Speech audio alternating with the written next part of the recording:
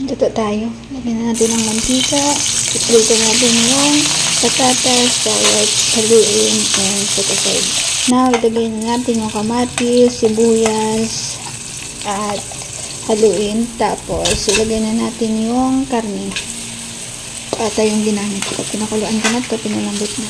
Para mabilis na siyang lutuin. At ilalagay na natin yung pinagkuluan niyang broth or sabaw.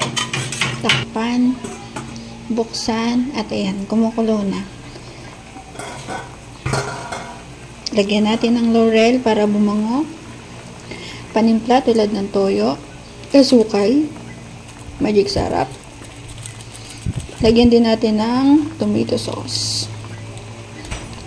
Dahon ng sibuyas. At haluin.